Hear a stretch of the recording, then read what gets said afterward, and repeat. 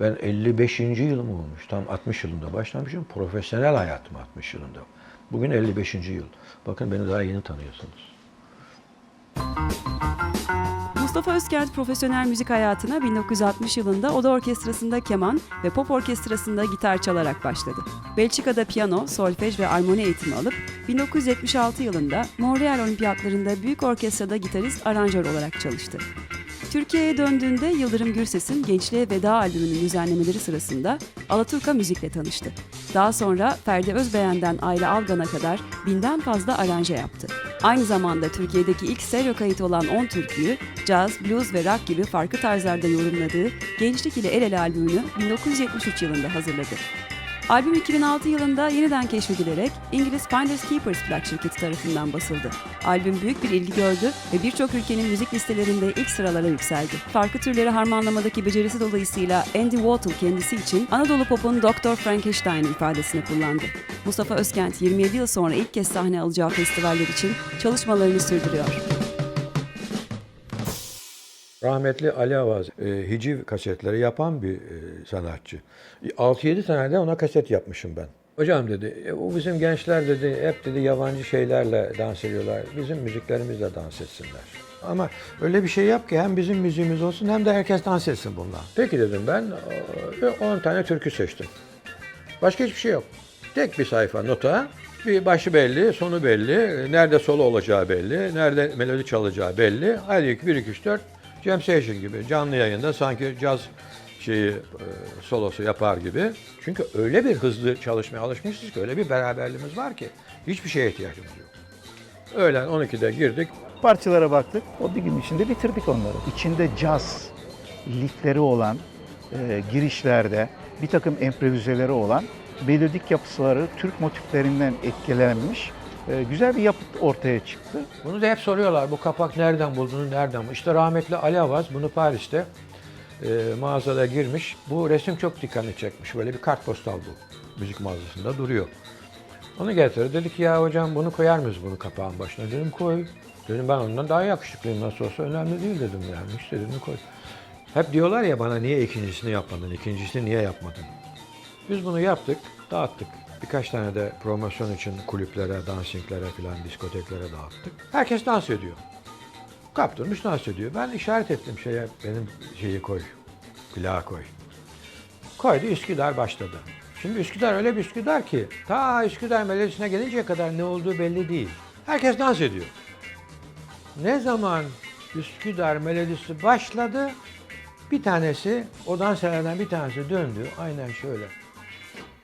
Ya nereden çıktı, bunu niye koydun? İşte benim yıkıldığım an odur. Bu plak hem nostaljik hem de fütüristik öğeleri bir arada barındırıyor. Yani bir yanıyla geçmişin izlerini taşırken bir yandan da geleceğe gönderme yapıyor ve o günün modern konseptlerini, hatta yarına hakim olacağı öngörülen modern konseptlerini bir arada barındırıyor. Bu açıdan da plak gerçekten bir parça zamanının ötesinde bir iklime sahip. Anlaşılmamasında, çok geç fark edilmesinde böyle bir müzikal faktörün de rolü var. Bir gün dediler ki seni Unkapanı'ndan arıyorlar. Deli gibi bir firma seni arıyormuş. İngiltere'de bir firma seninle sözleşme yapmak istiyor. Ben hiç haberim yok. Bu arada internete girmiş Gençlik ile El Ele fenomen olmuş, $600 satılmaya başlamış 2006 yılı. Sözleşme yaptık, İngiltere'de çıktı. Ben internette bakıyorum, dünyanın her tarafında listelerde. Ben de şaşırdım. Bu olay patlayınca gelen teklifleri ben kabul etmiyorum yıllarca. Daha ki Europalia 2015 Art Festival'dan teklif geliyor konser yapmak için, konserde benim çalmam için. Ben de onlara da aynı şeyi söylüyorum. Diyorum ki benim orkestram yok. Ben o müziği 40 yıl önce yapmışım. Ben o müziği unutmuşum bile. Cevabım bu oluyor ama karşı taraftan teklif şöyle geliyor. Bizim burada orkestramız var. Her şey hazır. Siz merak etmeyin. Siz notaları yazın, gönderin. Bu orkestral elemanları zaten çoğu sizin hayranınız. Çoğu parçanızı da ezbere çalıyorlar zaten diye. Gittiğim zaman 3 gün, 4 günde beraber bir prova yapacağız. Tabii bu müthiş bir heyecan.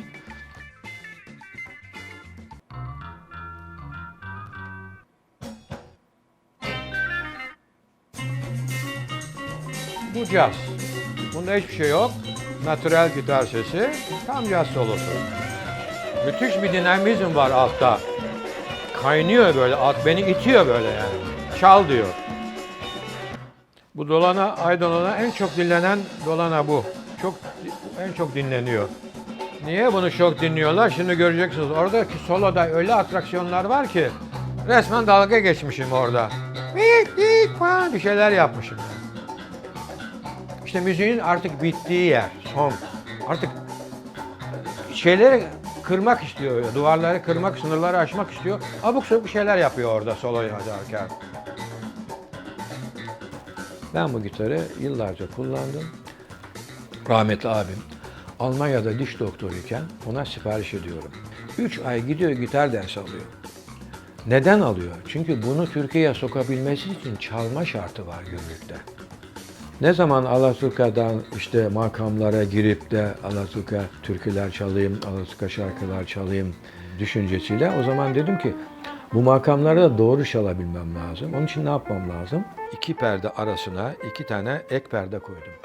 Ve bunların hesabını da öyle bir yaptım, öyle bir deneyerek yaptım ki dikkat ederseniz perdenin tam ortasında değildir. Yıllar sonra tekrar bu vesileyle gitarı elime alıp 40 yıl önce ne yaptığımı bakıp dinleyip onu hatırlayıp bu konsere hazırlanıyorum. Mesela Üsküdar'ı nasıl çalmışız? Dinamizm veriyoruz.